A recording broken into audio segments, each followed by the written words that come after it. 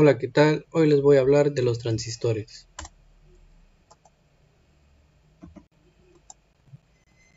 Para empezar, ¿qué es un transistor? En la electrónica, el transistor es un pequeño dispositivo semiconductor que cierra o abre un circuito o amplifica una señal.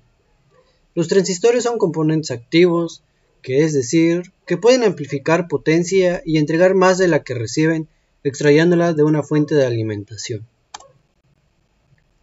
Ahora vamos a hablar de los tipos de los transistores. Existen dos grandes tipos de transistores. Uno que es el bipolar, también llamados de unión, y que son controlados por corriente. Y el otro tipo de transistores son los de tipo efecto de campo o FET, que son controlados por tensión. Transistores bipolares. Son elementos semiconductores de tres terminales formados por una zona delgada de material tipo N entre dos o más amplias de tipo P, o viceversa, una de tipo P entre dos de tipo N. En el primer caso hablamos de un transistor de tipo PNP y en el segundo de un transistor de tipo NPN. Las terminales de un transistor son las siguientes. La zona central se denomina base, la de los extremos una se llama emisor con la letra E y el colector con la letra C, respectivamente. Los símbolos que se emplean en los esquemas electrónicos para estos transistores son los siguientes. Para identificar los transistores de tipo NPN podemos observar que una flecha va en dirección hacia el emisor y los transistores de tipo PNP, la flecha de donde viene el emisor va hacia la base, como podemos observar en la imagen. Eso es para diferenciar los transistores de tipo NPN y los de tipo PNP. Encapsulados.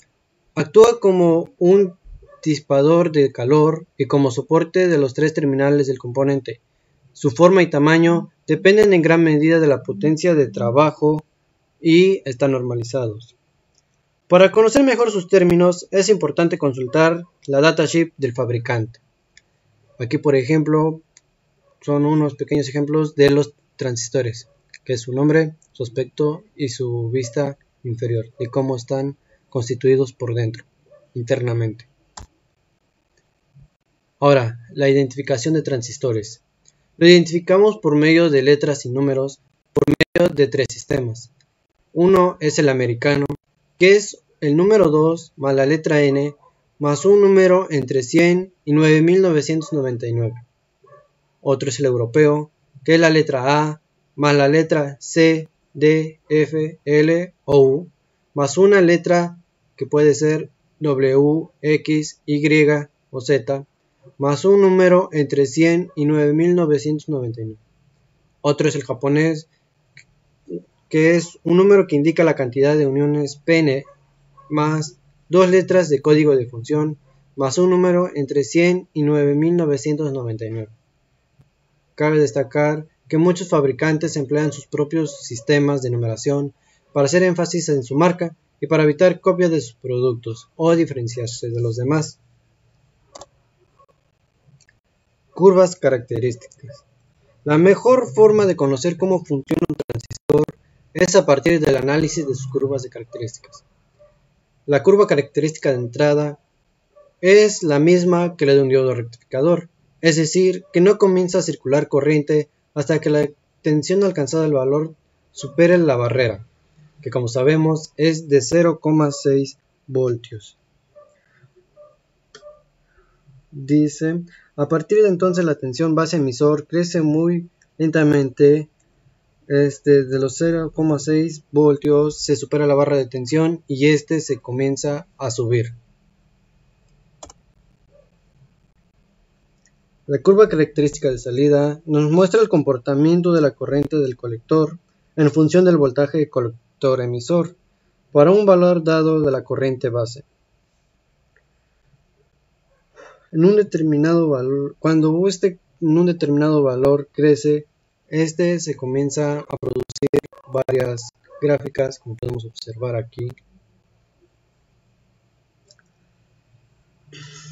Cuando se empieza a ver una zona de voltaje que pasa por nuestro transistor, estos se comienzan a incrementar, que ese sería su región de saturación, el tipo de voltaje, los amperios que llegan a ver. A esto se pasa a la región activa, que es el tiempo constante que pasa dicho amperaje, que es nuestra región de saturación. Cuando este no tiene ningún tipo de región de saturación o región activa, hay una región de corte, que esta se mantiene constante a 0 voltios. Es decir, que nuestro transistor no hay un paso de voltaje o de corriente.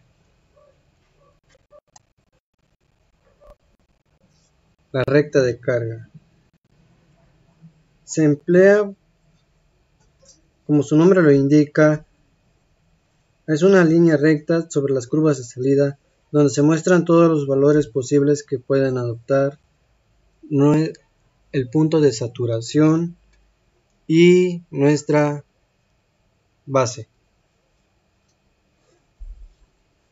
Cuando hay un voltaje corriendo en nuestro transistor,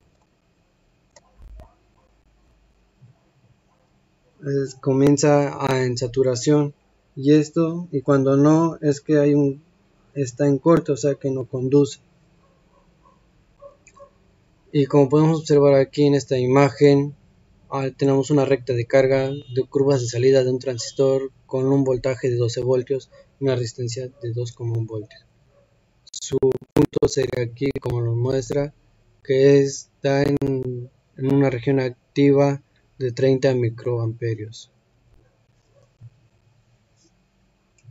Punto de trabajo.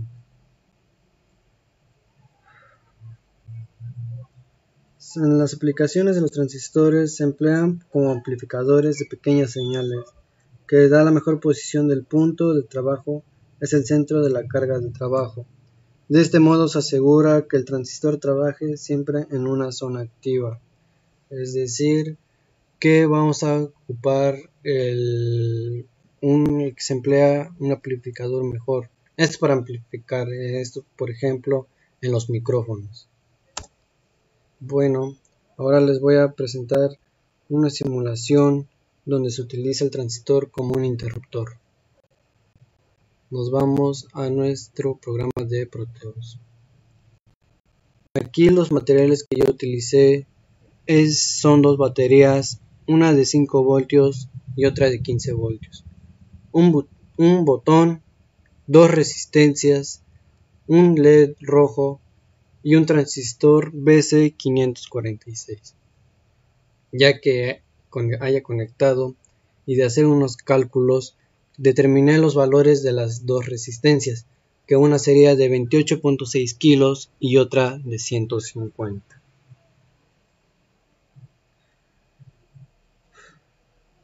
El botón va a suministrar el voltaje que hay en la base de nuestro transistor. De ahí, esto de aquí, que cuando presionamos el botón, este va a permitir el flujo del voltaje hacia nuestro transistor. Y de ahí había conectado el lado positivo de la batería al ánodo de LED. Cabe recordar que antes pusimos una resistencia que era de 150 ohms. Posteriormente conecté el cátodo de LED al colector de nuestro emisor, que sería esta parte. Al terminal del emisor le conecté el lado negativo de nuestra batería.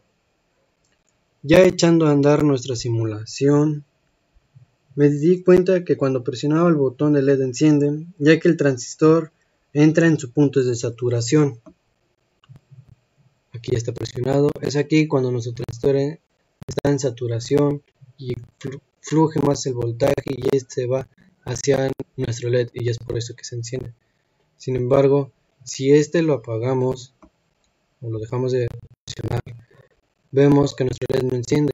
¿Pero por qué? Porque nuestro transistor no está en su punto de corte, o sea que no fluye la corriente y es por ello que nuestro LED no enciende. Bueno, eso fue todo de los transistores.